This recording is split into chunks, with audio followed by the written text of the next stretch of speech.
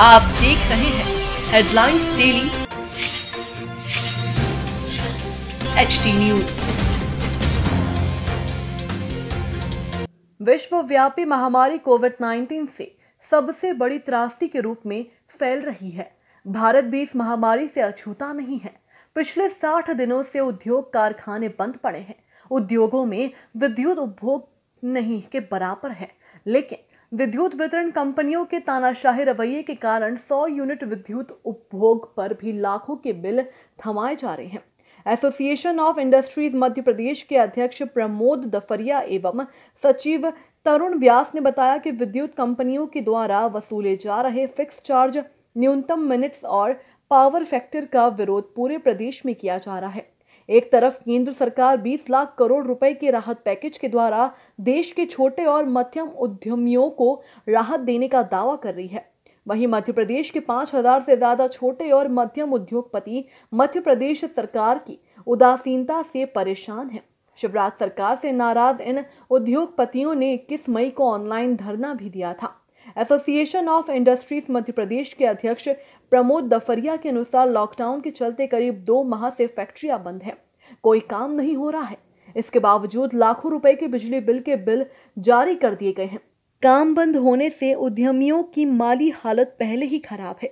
इसके बावजूद उन्होंने मजदूरों और कर्मचारियों को वेतन दिया।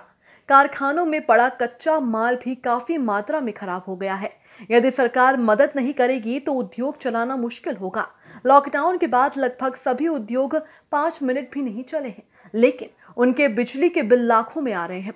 ये बिल उद्योगों को मारने के जैसे हैं। उन्होंने कहा कि अप्रैल और मई माह में कोई उत्पादन नहीं होने के बाद भी विद्युत बिल में फिक्स चार्ज, न्यूनतम यूनिट्स और पावर फैक्टर के चलते लाखों रुपए के बिल आ रहे हैं।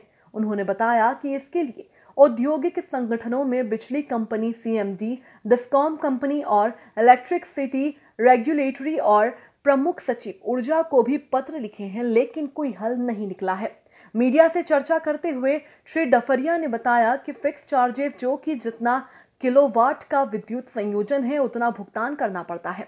यहाँ 33 kV के कनेक्शन पर 560 रुपए प्रति किलोवाट का शुल्क लिया जाता है, जो कि लॉकडाउन अवधि में लिया जाना सरासर गलत है।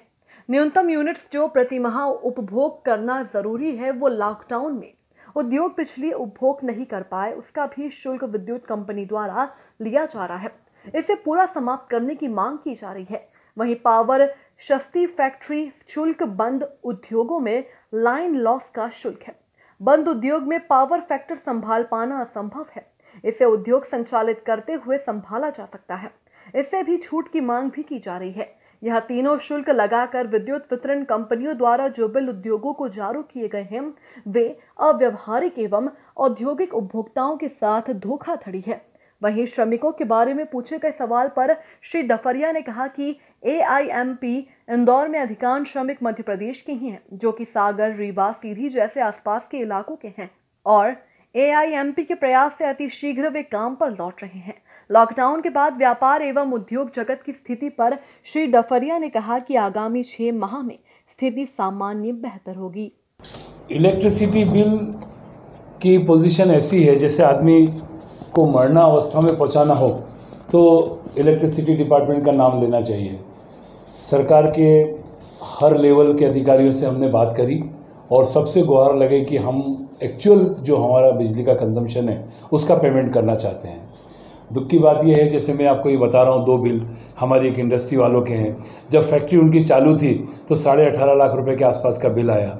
जब फैक्ट्री उनकी बिल्कुल बंद थी, 1 घंटा भी नहीं चली, तो 22.5 लाख रुपए का बिल आया। आप बताएं, काम पे दाम, हर जगह बात सुप्रीम कोर्ट भी करी, काम पे दाम, तो आप पे जब यूज़ ही नहीं करी आपकी इलेक्ट्रिसिटी, उसके आप अगर 22 से 23 लाख रुपए बिल देंगे तो इंडस्ट्री सर्वाइव कैसे करेगी? आप लॉकडाउन इधर ख़त्म करेंगे, इंडस्ट्री ऑटोमेटिकली लॉकडाउन पे चली जाएगी, खोल ही नहीं पाएंगे बिल।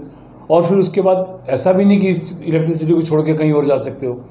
मोनोपोली काम है, सरकार का डंडा चलाया और जो चाहे पैसे वसूल करे। तो ये असंतुष्टता सब दूर है। इसको लेकर एक धरना भी दिया गया था, जिससे पूरे प्रदेश के सारे औद्योगिक संगठन एक साथ जुड़े थे। करीब 150 संगठन आए थे और 3000 लोगों ने उसमें पार्टिसिपेट किया था। जिसमें जूम पे एक्टिव भी थे, फेसबुक पे थे, यूट्यूब पे थे।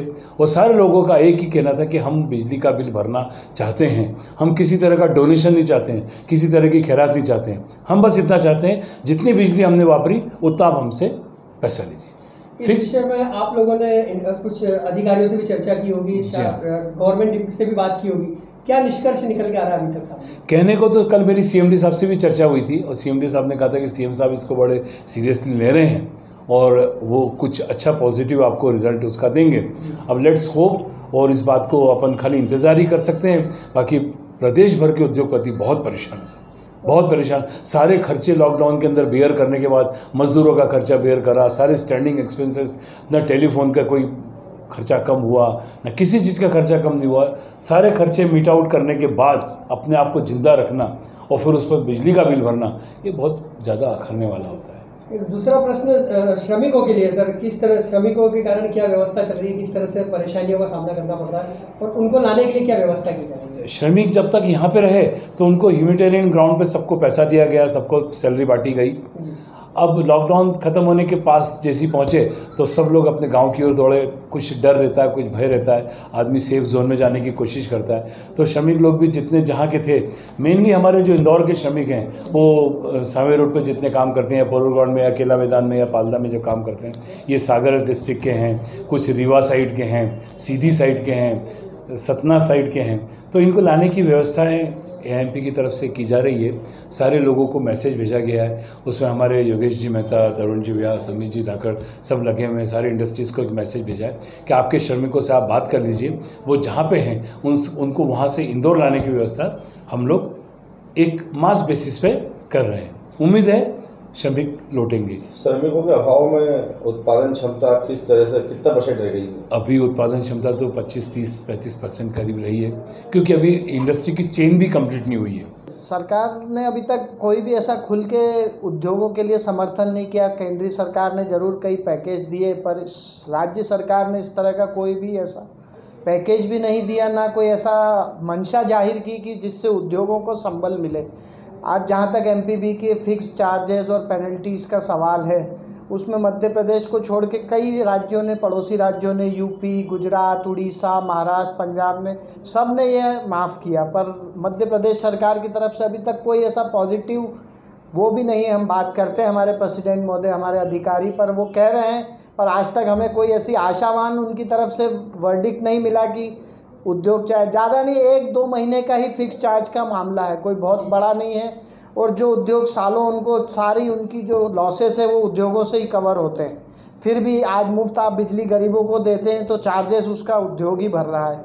आज इतने उद्योगों में लाइन लॉस मुश्किल से 2% है और बाकी डोमेस्टिक और दूसरों में लाइन लॉस करीब 18%, 16%।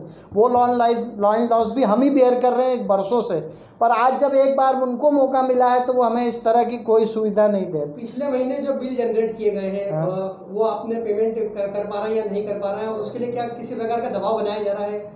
दबाव भी बनाया जा रहा है, रिक्वेस्ट भी की जा रही है, पर उद्योग जागता है कि पानी में रह के मगरमच्छ से तो बैर किया नहीं जा सकता। आज नहीं तो कल उसे वो बिल भरना है। अगर सरकार ने माफ़ नहीं किया है तो वो सोचता है आज ही भरूं, क्यों मैं आगे की, क्योंकि आगे आज सरकार ने ब्याज नहीं लिया तो जून के महीने में ब्याज की बड़ी मार बढ़ने वाली है। 3-3 महीने की किस्तें ब्याज की इकट्ठी होगी। अगर सभी जून में कर लेगा या सभी इकट्ठा करेगा तो उद्योग बहुत मुश्किल होगा। पर अगर सरकार ने इसमें उद्योग में बिजली की राहत नहीं दी तो कई उद्योग, क्योंकि उद्योग में एक अंश पूंजी का अंश एक बिजली भी है, अगर आज वो एक खंभा निकल जाएगा, कमज़ोर होगा तो उद्योग रूपी इमारत बहुत ही कमज़ोर होगी, ऐसा मेरा मानना है। और सरकार को इसमें जल्द से जल्द कुछ ना कुछ राहत देनी चाहिए।